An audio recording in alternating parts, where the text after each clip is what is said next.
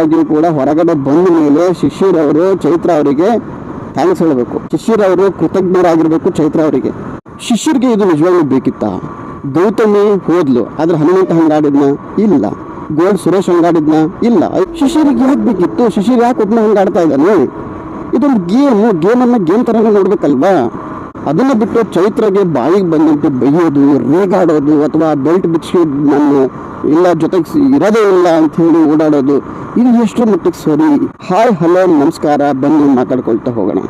Big boss ಅಲ್ಲಿ ಈಗ ಚೈತ್ರ ಮತ್ತೆ ಶಿಶಿರ್ ಅವ್ರದ್ದು ಸುದ್ದಿ ಏನ್ ಸಿಕ್ಕಾಪಟ್ಟೆ. ಚೈತ್ರ ಅವರಲ್ಲಂತೂ ಟ್ರೋಲ್ ಆಗ್ತಾ ಇದ್ದಾರೆ ಅಷ್ಟಿಷ್ಟಲ್ಲ. ಇವರಿಬ್ರು ತಮ್ಮ ಪರವಾಗಿ ನಾನು ಯಾಕೆ ಉಳ್ಕೋಬೇಕು ಅಂತ ಮಾತಾಡ್ಕೊಳ್ಳುವಾಗ ಚೈತ್ರ ಒಂದಷ್ಟು ಮಾತನ್ನ ಹೇಳಿದ್ರು, ಶಿಶಿರು ಕೂಡ ಒಂದಷ್ಟು ಮಾತನ್ನ ಹೇಳಿದ್ರು. ಆದರೆ ಶಿಶಿರು ಬಿಟ್ಟುಕೊಡ್ತಾರೆ.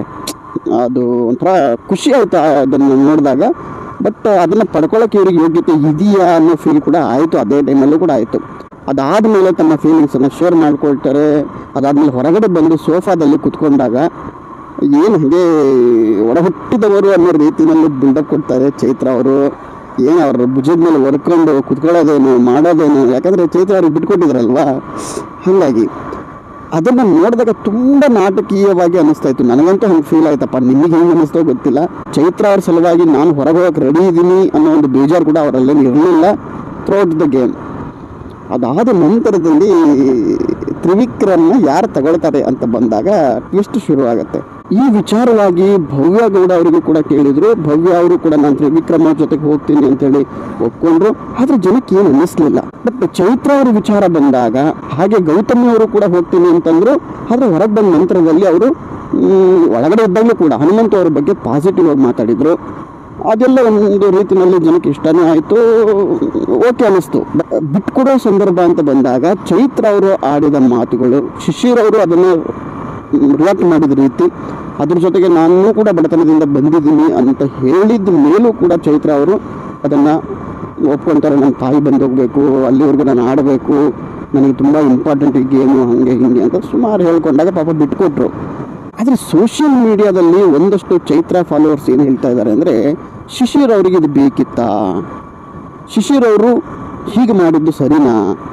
ಯಾಕಪ್ಪ ಗೌತಮಿ ಅವರು ಹೋದರು, ಗೌತಮಿ ಅವ್ರ ಬಗ್ಗೆ ಯಾಕೆ ಮಾತಾಡಲ್ಲ? ಭವ್ಯ ಅವರು ಕೂಡ ಹೋಗ್ತೀವಿ ಅಂತಂದರು, ಭವ್ಯ ಅವ್ರ ಬಗ್ಗೆ ಯಾಕೆ ಮಾತಾಡಲ್ಲ? ಚೈತ್ರ ಒಬ್ಬರೇ ಹೋಗ್ತೀವಿ ಅಂತ ಹೇಳಿದ್ದು. ಸುಮಾರು 4 ಜನ ನಾನು ತ್ರಿವಿಕ್ರಮ್ ಅವ್ರ ಜೊತೆ ಹೋಗ್ತೀವಿ ಅಂತಂದರು. ಯಾಕೆ ಅವರೊಬ್ಬರನ್ನ ಚೈತ್ರ ಒಬ್ಬರನ್ನ ಟಾರ್ಗೆಟ್ ಮಾಡ್ತಾ ಇದ್ದೀರಾ? ಇದೊಂದು ಗೇಮನ್ನು ಗೇಮ್ ಥರ ನೋಡಿ. ನೀವು ಬೇರೆ ಬೇರೆ ರೀತಿಯಲ್ಲಿ ಯಾಕೆ ಅದನ್ನು ವೈಯಕ್ತಿಕವಾಗಿ ಲಿಂಕ್ ಮಾಡ್ಕೊಳ್ತೀರಾ? ಬಿಗ್ ಬಾಸ್ ಅಂತ ಬಂದಾಗ ಉಳ್ಕೊಳ್ಳೋದು ತುಂಬ ಇಂಪಾರ್ಟೆಂಟ್ ಆಗುತ್ತೆ. ಹಾಗಾಗಿ ಚೈತ್ರ ಅವರು ಆ ರೀತಿಯ ತೀರ್ಮಾನವನ್ನು ತಗೊಂಡಿದ್ದಾರೆ. ಅದರಲ್ಲಿ ಚೈತ್ರ ಅವ್ರದ್ದು ಏನು ತಪ್ಪಿದೆ ಅನ್ನೋ ರೀತಿಯಲ್ಲಿ ಸೋಷಿಯಲ್ ಮೀಡಿಯಾದಲ್ಲಿ ಕೆಲವರು ಮಾತಾಡ್ತಾ ಇದ್ದಾರೆ. ಬಟ್ ಚೈತ್ರ ಅವರ ಸಪೋರ್ಟರ್ಸಲ್ಲೂ ಕೂಡ ಸುಮಾರು 60-70% ಜನ ಚೈತ್ರ ಅವರಿಗೆ ಬೈತಾ ಇದ್ದಾರೆ, ಇದು ಮಾಡಿದ್ದು ಸರಿಯಲ್ಲ ಅಂತೇಳಿ. ಸಿಂಪಲ್ಲು ಅದು ಬಿಟ್ಕೊಟ್ಟಿದ ರೀತಿ ಇತ್ತಲ್ಲ ಶಿಶಿರ್ ಅವರು, ಅದು ತುಂಬ ಜನಕ್ಕೆ ಒಂಥರ ಖುಷಿ ಇತ್ತದು, ಅಥವಾ ಒಂಥರ ಮೋಸ ಹೋಗಬಾರ್ದಪ್ಪ ಈ ಹುಡುಗ ಅನ್ನೋ ರೀತಿಯಲ್ಲಿ ಫೀಲ್ ಇತ್ತು. ಆದರೆ ಯಾವಾಗ ಅವ್ರ ಬಗ್ಗೆ ಒಂದು ಪಾಸಿಟಿವನ್ನು ಕೂಡ ಮಾತಾಡ್ದೇನೆ ಮತ್ತು ಪಾಯಿಂಟ್ಸಲ್ಲಿ ಮುಂದೆ ಇದ್ದರೂ ಕೂಡ ನಾನು ತ್ರಿವಿಕ್ರಮ್ ಅವರ ಜೊತೆಗೆ ಹೋಗ್ತೀನಿ ಫಿಸಿಕಲಿ ಮೆಂಟಲಿ ಅನ್ನೋ ಮಾತು ಯಾವಾಗ ಆಡ್ತಾರೋ ಪಿತ್ತ ನೆತ್ತಿಗೇರಿ ಆಗೋದು ಸಹಜ ಅದು. ಯಾಕಂದರೆ ನೋಡಿ, ಯಾರ ಸಲುವಾಗಿ ಬಿಟ್ಕೊಡ್ಬೇಕಿತ್ತು? ಇಲ್ಲ, ಇಬ್ಬರು ಆಗ್ಬೋದಿತ್ತಲ್ವ. ನಾನು ಬಿಟ್ಕೊಡಲ್ಲ ಅಂತ ಕೂತಿದ್ರೆ ಇಬ್ಬರು ಆಗ್ತಿದ್ರು. ಆವಾಗ ಏನು ಅನ್ನಿಸ್ತಾ ಇರಲಿಲ್ಲ, ಅಷ್ಟು ಫೀಲು ಆಗ್ತಾ ಇರಲಿಲ್ಲ.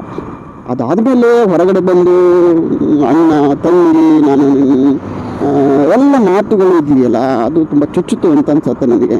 ಅದ್ರ ಜೊತೆಗೆ ಚೈತ್ರ ಅವರು ಪ್ರಾಮಾಣಿಕವಾಗಿ ಇಲ್ಲ, ಬರೀ ಅವರು ತಮ್ಮ ಸ್ವಾರ್ಥಕ್ಕಾಗಿ ಕೆಲವರನ್ನ ಬಳಸ್ಕೊಳ್ತಾ ಇದ್ದಾರೆ ಅನ್ನೋದು ಕೂಡ ಮೇಲ್ನೋಟಕ್ಕೆ ಜನರಿಗೆ ಕಾಣಿಸ್ತಾ ಇದೆ. ಅಲ್ಲ ಗುರು, ತಾನು ಹೊರಗೆ ಹೋಗಿದ್ರೂ ಪರವಾಗಿಲ್ಲ, ನನ್ನಲ್ಲಿ ನಂಬಿಕೊಂಡಿರೋರೊಬ್ಬರು ಒಳಗಡೆ ಇರಲಿ, ಭಾವನಾತ್ಮಕವಾಗಿ ಅಣ್ಣ ಅಂತ ಕರೆದಿದ್ದಾರೆ. ಅದ್ರ ಜೊತೆಗೆ ಅವರಿಗೆ ಈ ಆಟ ತುಂಬ ಇಂಪಾರ್ಟೆಂಟ್ ಆಗಿದೆ. ನಾನು ಬಂದಿದ್ದೀನಿ, ನನಗೂ ಕೂಡ ತುಂಬ ಇಂಪಾರ್ಟೆಂಟ್, ನಾನು ಬಡತನದಿಂದನೇ ಬಂದಿದ್ದೀನಿ, ಆದರೂ ಕೂಡ ಅವ್ರು ಇರಲಿ ಅನ್ನೋ ಭಾವನೆ ಇದೆಯಲ್ಲ, ಅದು ಶಿಶಿರ್ ಅವರ ಬಗ್ಗೆ ಜನಕ್ಕೆ ಕನೆಕ್ಟ್ ಆಗಿಬಿಡ್ತು. ಹಾಗಾಗಿ ಚೈತ್ರ ಅವರು ತುಂಬ ಅಂದರೆ ತುಂಬ ಫೇಕ್ ಅಂತ ಅನ್ನಿಸ್ತಾ ಇದೆ.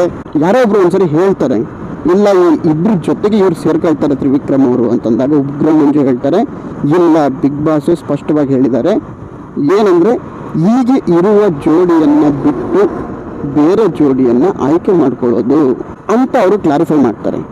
ಅವಾಗ ಚೈತ್ರ ಅವರು ಕುತ್ಕೊಂಡು ಅಲ್ಲೇ ಪಕ್ಕಕ್ಕೆ ಕುತ್ಕೊಂಡು ತಲೆ ಆಡಿಸ್ತಾ ಇರ್ತಾರೆ, ಹೌದು ಹೌದು ಉಗ್ರಂ ಮಂಜು ಅವರು ಹೇಳ್ತಾ ಇರೋದು ಸರಿ ಅಂತ.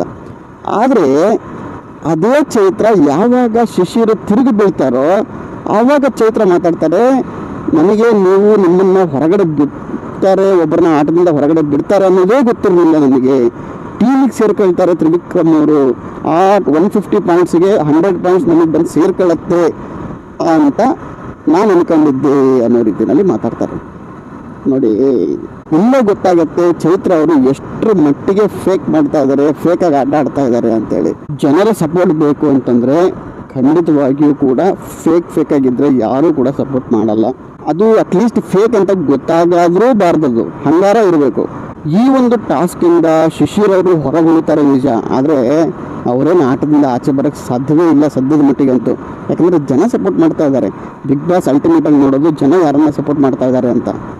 ಖಂಡಿತವಾಗಿಯೂ ಕೂಡ ಈ ಘಟನೆ ಚೈತ್ರ ಅವರಿಗಂತೂ ಬಿಗ್ ಬಾಸ್ ಮನೆಯಲ್ಲಿ ಇರೋವರೆಗೂ, ಅದರ ಜೊತೆಗೆ ಬಿಗ್ ಬಾಸಿಂದ ಆಚೆ ಬಂದ ಮೇಲೂ ಕೂಡ ಸಾಕಷ್ಟು ಎಫೆಕ್ಟನ್ನು ಮಾಡುತ್ತೆ. ಈಗ ಶಿಶಿರ್ ಅವರು ಒಳಗಡೆ ಕುತ್ಕೊಂಡು ಯೋಚನೆ ಮಾಡ್ತಾ ಇರ್ಬೋದು ನನಗೆ ಮೋಸ ಆಗಿದೆ ಅಂತೇಳಿ. ಖಂಡಿತವಾಗಿಯೂ ಕೂಡ ಶಿಶಿರ್ಗಿದು ಮೋಸ ಅಲ್ಲ, ತುಂಬ ದೊಡ್ಡ ವರದಾನ. ಯಾಕೆ ಅಂತಂದರೆ ಶಿಶಿರ್ ಅವರಿಗೆ ಜನ ಈಗ ಸಪೋರ್ಟ್ ಮಾಡೋಕ್ಕೆ ಶುರು ಮಾಡಿದ್ದಾರೆ. ಶಿಶಿರ್ ಅವರ ವಿಚಾರದಲ್ಲಿ ಚೈತ್ರ ಯಾವಾಗ ಈ ರೀತಿ ನಡ್ಕೊಂಡ್ರೋ ಜನಕ್ಕೆ ತುಂಬ ಒಳ್ಳೆ ಅಭಿಪ್ರಾಯ ಬಂದಿದೆ ಶಿಶಿರ್ ಅವರ ಮೇಲೆ. ಅದಕ್ಕಿಂತ ಡಬ್ಬಲ್ ಕೆಟ್ಟ ಅಭಿಪ್ರಾಯ ಚೈತ್ರ ಅವ್ರ ಮೇಲೆ ಬಂದಿದೆ. ಬಟ್ ಇವತ್ತು ಶಿಶಿರ್ ಅವರು ಒಳಗಡೆ ಇರೋದ್ರಿಂದ ಅದೆಲ್ಲ ಅವರಿಗೆ ಗೊತ್ತಾಗ್ತಾ ಇಲ್ಲ ಅದರ ಎಫೆಕ್ಟು. ಖಂಡಿತವಾಗಿಯೂ ಕೂಡ ಹೊರಗಡೆ ಬಂದ ಮೇಲೆ ಶಿಶಿರ್ ಅವರು ಚೈತ್ರ ಅವರಿಗೆ ಥ್ಯಾಂಕ್ಸ್ ಹೇಳಬೇಕು. ಶಿಶಿರ್ ಅವರು ಕೃತಜ್ಞರಾಗಿರಬೇಕು ಚೈತ್ರ ಅವರಿಗೆ. ಅಕಸ್ಮಾತ್ ಚೈತ್ರ ಅವರು ಈ ರೀತಿ ನಡ್ಕೊಂಡಿರಲಿಲ್ಲ ಅಂದಿದ್ರೆ ಶಿಶಿರ್ ಅವರಿಗೆ ಅಷ್ಟು ದೊಡ್ಡ ಜನರ ಬೆಂಬಲ ಸಿಗ್ತಾ ಇರಲಿಲ್ಲ. ಶಿಶಿರ್ ಅವರು 4 ಜನರಂತಲೇ ಒಬ್ಬರು ಆಗಿ ಹೋಗ್ಬಿಡೋರು.